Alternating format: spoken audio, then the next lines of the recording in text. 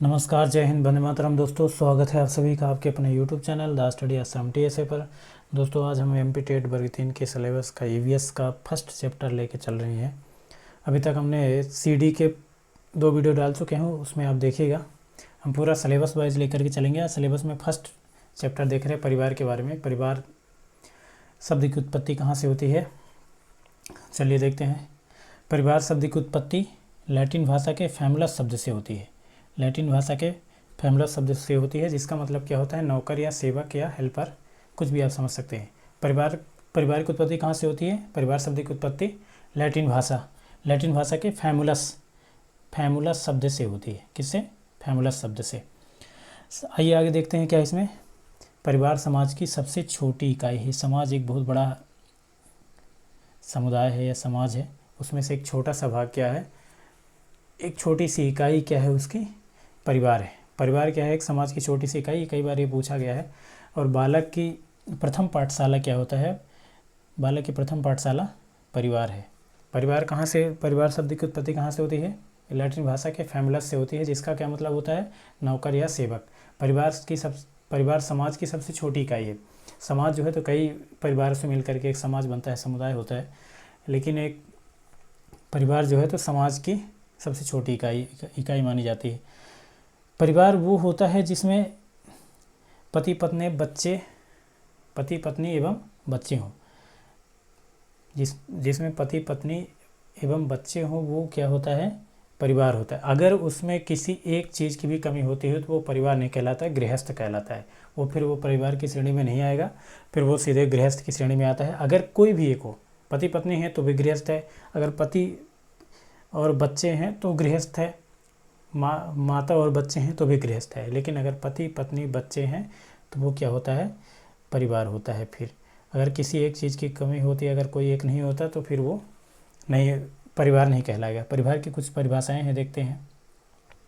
परिवार की क्या परिभाषाएं हैं? बिल्स महोदय आते हैं। इनमें हम बड़ी बड़ी परिभाषाएं हैं, लेकिन मैं इसको छोटा सा कर करके कुछ मोस्ट इम्पोर्टेंट उसमें के कुछ शब्द ले करके चल रहे हैं। जिसमें देखिए, बिल्स क्या कहते हैं परिवार के बारे में, कि जिसके सदस्य रक्त के आधार पर एक दूसरे से जुड़े हो। ऐसे सदस्य जो रक्त के आधार पर जुड़े हो। हमको याद करना है एक शब्द, इसमें परिभाषा में ये पूछेगा, 4 परिभाषा दे दी जाएगी, एक परिभाषा दे दी जाएगी, उनमें से 4 ऑप्शन दिए जाएंगे, पूछा जाएगा किसकी परिभाषा है। तो अगर जिसमें ये दिया रहेगा कि रक्त के आधार पर जुड़े होते हैं, ऐसे सदस्य जो रक्त के आधार पर जुड़े होते हैं, वो किसकी परिभाषा होगी? बिल्स की। और फिर मैकाइवर आते हैं। बिल्स की और मैकाइवर की परिभाषा देखते हैं। मैकाइवर क्या कहते हैं? बिल्स के तो वो है जो रक्त के आधार पर एक दूसरे से जुड़े होते हैं, वो क्या होता है? परिवार है, बिल्स कहते हैं।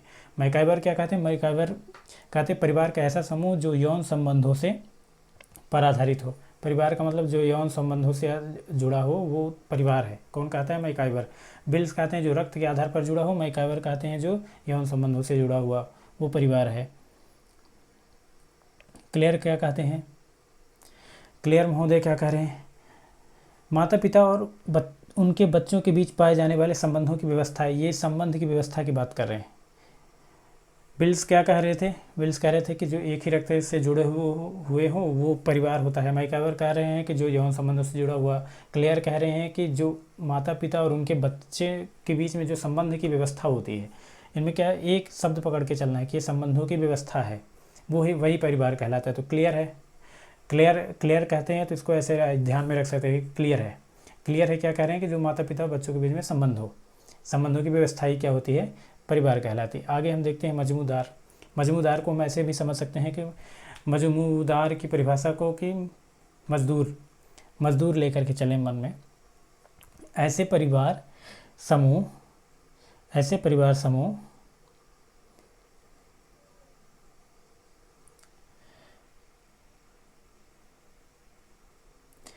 परिवार समूह जो एक ही छत के नीचे रहते हों एवं रक्त संबंधों से सूत्र बाधित हो। मजमूदार क्या कहते हैं? मजमूदार को हम ऐसे समझ सकते हैं कि मजमूदार मजदूर है। मजदूर क्या कहते हैं कि मजदूर जो है तो जितने भी होते हैं मजदूर, सब एक ही छत के नीचे होते हैं, सब एक दूसरे से जुड़े हुए होते हैं। तो इनको हम इनकी परिभाषा भी इस ट्रिक से याद रख सकते हैं कि मजमूदार की परिभाषा को, मजदूर जो है होते हैं तो एक ही छत के नीचे रहते हैं और सब एक दूसरे से संबंधित होते हैं। तो वो एक दूसरे से संबंधित होते हैं, मतलब एक दूसरे के रक्त से संबंधित। तो एक रक्त तो उनकी थी जो विल्सन की परिभाषा थी। दूसरी परिभाषा ये है जो एक ही छत के नीचे रहते हैं, मजदूर एक ही छत के नीचे, जितने मजदूर होंगे सब अपनी अपनी कैटेगरी के लोग, जैसे रहते हैं कि बड़े लोग कहाँ हैं, छोटे लोग कहाँ हैं, तो मजदूर जो है तो एक ही श्रेणी के हैं, तो वो एक ही छत के नीचे रहते हैं।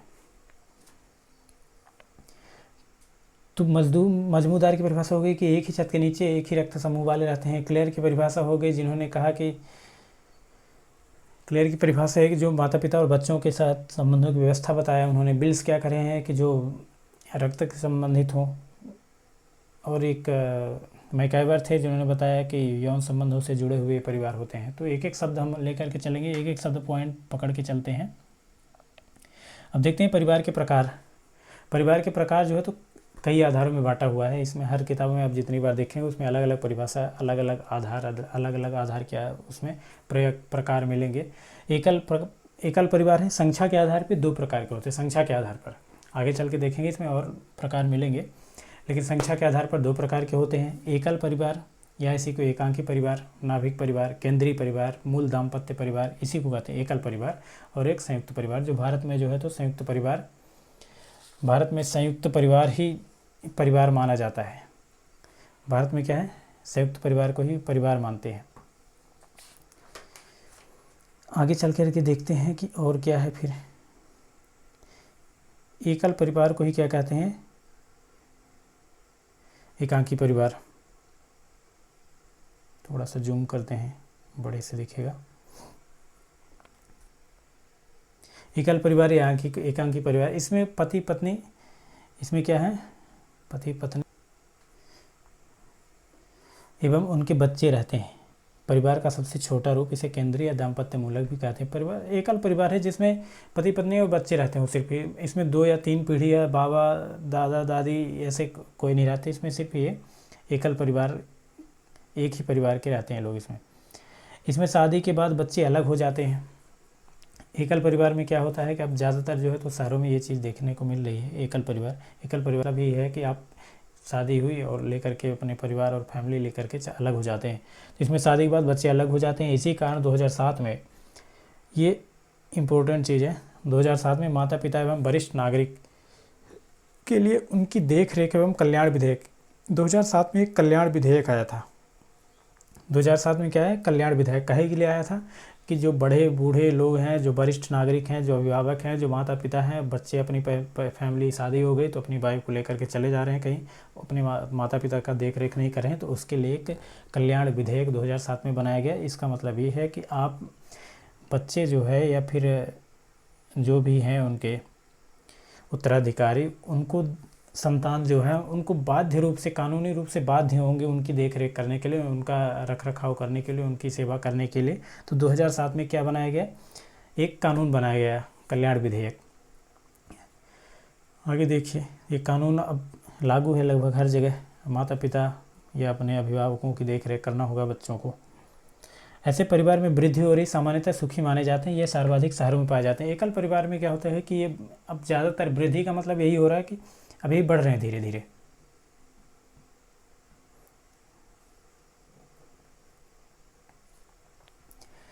सामान्यतः सुखी माने जाते हैं, यह सर्वाधिक शहरों में पाए जाते हैं।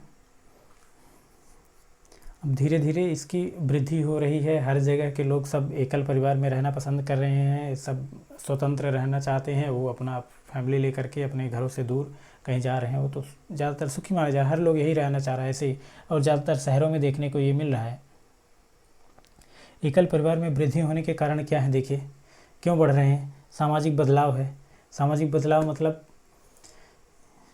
समाज की ये धारणा बन रही है, एकल परिवार में चल रहे हैं लोग, ज़्यादातर ये पाश्चात्य संस्कृति, वेस्टर्न कल्चर को फॉलो कर रहे हैं, तो यही सामाजिक बदलाव है। पहले ऐसा नहीं था।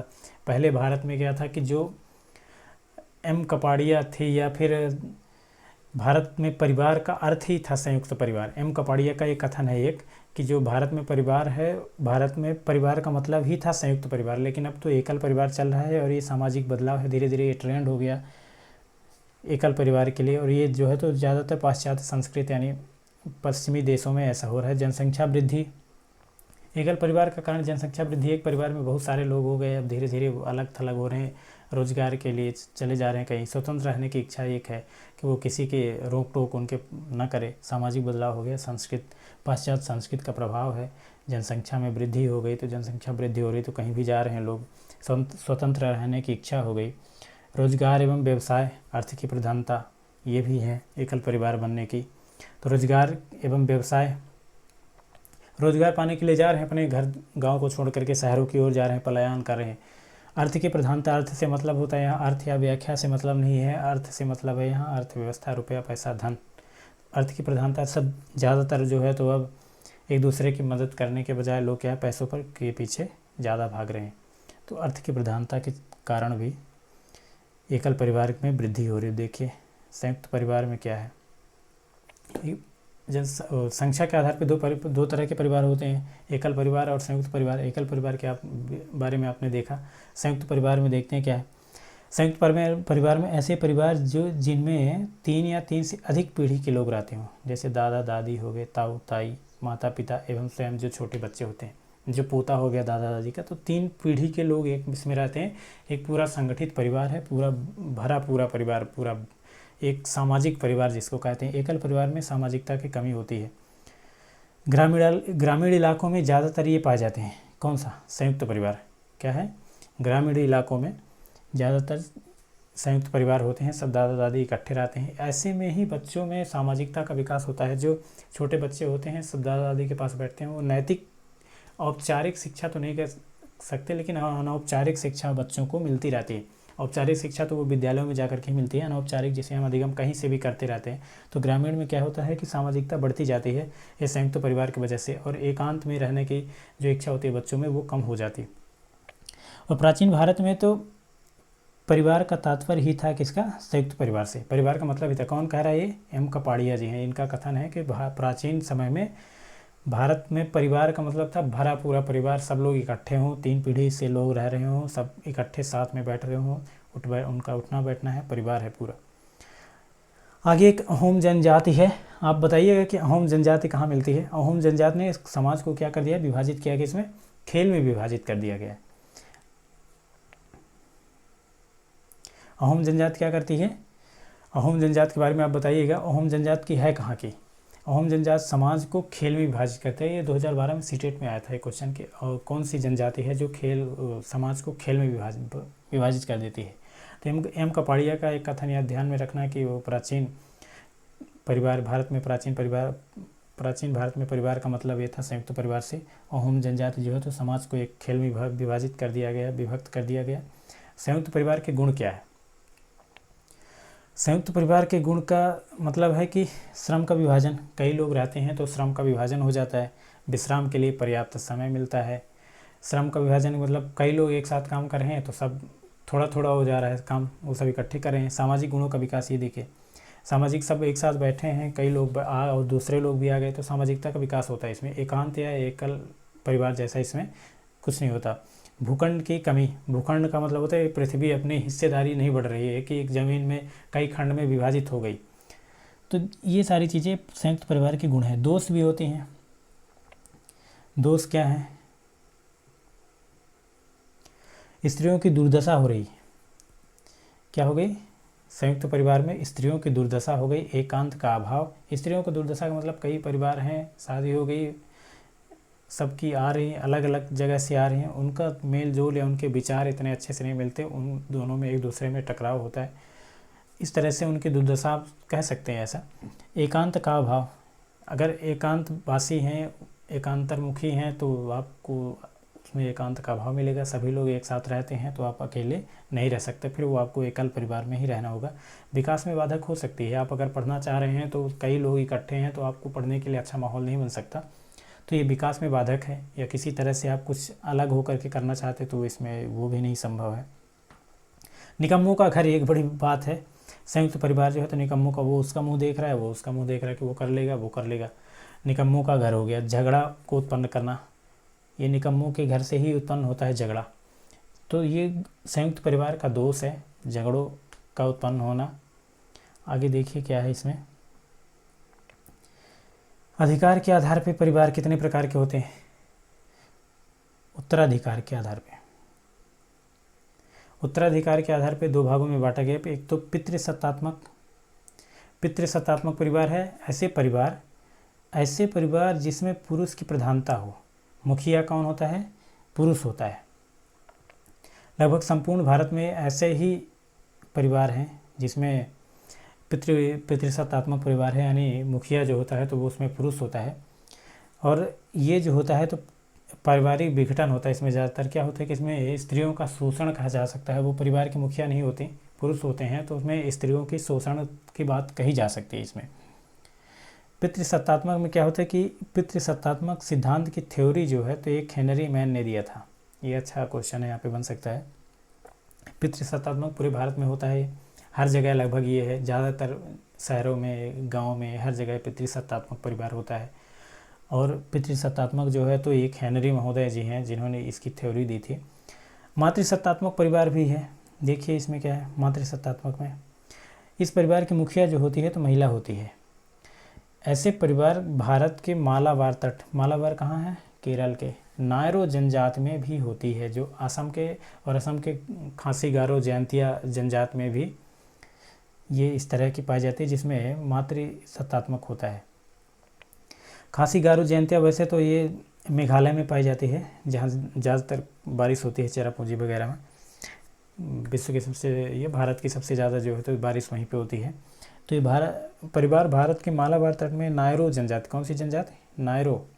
नायरो जनजाति। और नायरो जनजाति जो है तो ये केरल में भी पाई जाती है, और तमिलनाडु के नीलगिरी जो वो टोडा वगैरह होते हैं वहाँ पे भी ये पाई जाती है। तो ये जनजातियाँ जो है तो वहाँ पर उनमें मातृसत्तात्मक परिवार होता है। वहाँ पे और भी विवाह होता है कि वहाँ पे पुरुष के यहाँ महिला ना जा करके पुरुष महिला के यहाँ जाता है शादी करके, तो इस तरह से भी कुछ होता है। मातृसत्तात्मक परिवार आदिम स्वरूप का ये टायलर जी ने कहा था। वो उसमें पितृसत्तात्मक में क्या कौन बताया था? हेनरी थे। इसमें कौन है? टायलर बता रहे हैं, कुछ टायलर हैं। मातृसत्तात्मक आदिम स्वरूप का है, मतलब पुराने समय का है। ये टायलर महोदय क्या कहते हैं कि मातृसत्तात्मक स्वरूप जो है परिवार का, ये आदिम जनजात समय के है, आदिम जात के। विवाह के आधार पर क्या है? विवाह के आधार पर परिवार एक विवाह होता है। लगभग पूरे भारत में एक पत्नी और एक पति, ये पूरे भारत में ही ऐसा कि एक शादी कर लिए उसके बाद परिवार में आगे बढ़ता है, एक विवाह परिवार कहलाता है। ये संपूर्ण भारत में प्रचलित है। एक विवाह का मतलब एक पुरुष एक पत्नी एक स्त्री से शादी कर रहा है, एक विवाह परिवार हो गया। बहुविवाह परिवार है। बहुविवाह परिवार ऐसे परिवार जिसमें बहुत से पतियों और पत्नियों से बना हुआ परिवार। बहुविवाह मतलब कई स्त्रियां कई पुरुष एक साथ शादी कर रहे हैं, एक स्त्री या कई पुरुषों से शादी कर रही है, एक पुरुष जो है तो कई स्त्रियों से शादी कर रहा है, तो बहुविवाह हो गया। इसमें बहुपत्निक विवाह क्या है? बहुपत्निक विवाह में क्या है कि एक पुरुष जो है तो कई स्त्रियों से शादी कर रहा है। ऐसे कहाँ होता है? नागा, टोडा, बैगा, मील जनजाति, ये सब तमिलनाडु के नीलगिरी पहाड़ियों में मिलते हैं। ये जनजाति नागा, ये तमिलनाडु, ये ऐसा ये भारत का नक्शा बनेगा तो यहाँ पे ये नीलगिरी की पहाड़ियाँ हैं, यहाँ पे केरल हो जाएगा, ये तमिलनाडु है, यहाँ आंध्र प्रदेश है, ये कर्नाटक है, और यहाँ ये नीलगिरी की पहाड़ियाँ हैं।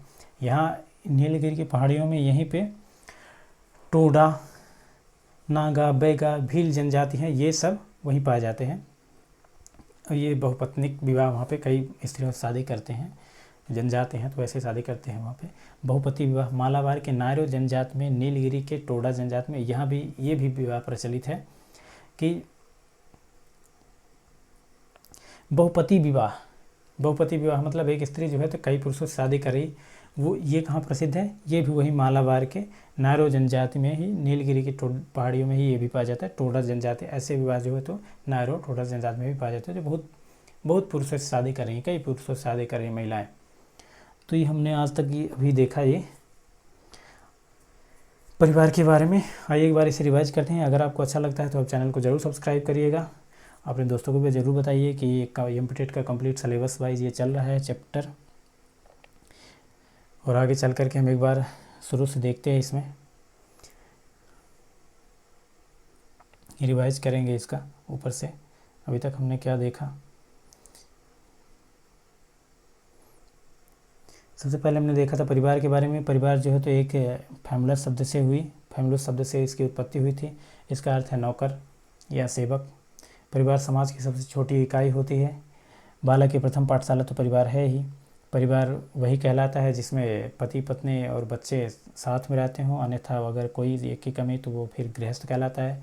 गिल्सबर्ग जो है तो कहते हैं कि एक जिसमें रक्त के आधार पर एक दूसरे से जुड़े हुए हों वो बिल्स कहते हैं, ये परिवार है। एक साथ रक्त के आधार पर मैकाइवर कहते हैं कि जो यौन संबंधों से आधारित परिवार हो वो परिवार है। क्लियर कहते हैं जो माता पिता और बच्चों के साथ संबंध हो। तो मजदूर क्या कह रहा है मजमूदार को, मजदूर के हिसाब से कि जो एक ही छत के नीचे हो, एक ही छत के नीचे हो और रक्त संबंधों से जुड़ा हुआ हो, मजदूर हो गया। परिवार हो गया वो मजमूदार के अनुसार। परिवार के प्रकार संख्या के आधार पे और संयुक्त, तो संख्या के आधार पर 2 है, तो एकल परिवार, संयुक्त परिवार। एकल परिवार में माता पिता बच्चे होते हैं और संयुक्त परिवार में आगे एक तो 2007 में एक कल्याण देख रेख के लिए एक कानूनी कल्याण बना दिया गया जिसमें बच्चे जो है तो माता पिता की अपनी देख रेख करने के लिए बाध्य हैं कानूनी रूप से। धीरे धीरे इस ऐसे परिवार में बढ़ोतरी हो रही है, वृद्धि हो रही है। एकल परिवार में वृद्धि के कारण जो है तो सामाजिक बदलाव आ रहे हैं। सामाजिक बदलाव के चलते ये वृद्धि हो रही है। पाश्चात्य संस्कृति को अपना रहे हैं लोग, जनसंख्या में वृद्धि हो रही है तो इसलिए भी एकल परिवार को ज़्यादा बढ़ोतरी मिल रही। स्वतंत्र रहने की इच्छा हो रही थी इसलिए भी एकल परिवार। रोजगार और व्यवसाय के लिए लोग विदेश जा रहे हैं, बाहर जा रहे हैं, शहरों की ओर पलायन कर रहे हैं, तो भी एकल परिवार की प्रधानता हो रही है। अर्थ की प्रधानता, पैसे रुपये सबसे इम्पोर्टेंट है, तो अर्थ की प्रधानता के चलते भी एकल परिवार। संयुक्त परिवार ऐसे परिवार जहाँ 3 पीढ़ी से ज़्यादा लोग रह रहे हो वो संयुक्त परिवार होता है। ज़्यादातर ग्रामीण इलाकों में होता है। प्राचीन भारत में परिवार का तात्पर्य संयुक्त परिवार से है। एम कपड़िया के अनुसार मतलब कह रहे हैं कि अगर प्राचीन भारत में परिवार का मतलब है तो उसका सीधा सा मतलब है परिवार से। प्राचीन भारत में परिवार का मतलब संयुक्त परिवार से था। अहोम जनजाति, ये इंपॉर्टेंट है। अहोम जनजाति आप बताइए कमेंट बॉक्स में ज़रूर बताइए कि ये अहोम जनजाति कहाँ की है। इन्होंने समाज को खेल में विभक्त कर दिया गया था इन्होंने।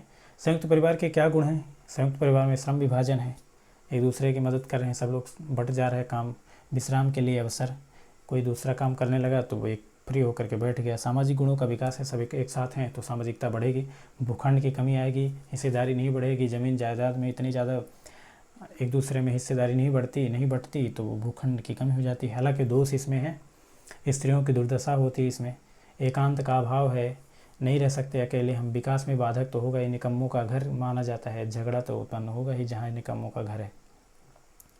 उत्तराधिकारी के आधार पे 2 भागों में बांटा गया है। पितृसत्तात्मक परिवार है, ऐसे परिवार जिसमें पुरुष प्रधान होता है, पुरुष ही मुखिया होता है, तो ऐसे परिवार को क्या पितृसत्तात्मक थ्योरी दिया है इन्होंने, हेनरी जी ने। मातृसत्तात्मक परिवार जो है जिसमें माता मुखिया होती है, ये जो है तो मालाबार के तट नायरो जनजाति में होती है, असम के खासी गारो जयंतिया जनजाति में भी होती है।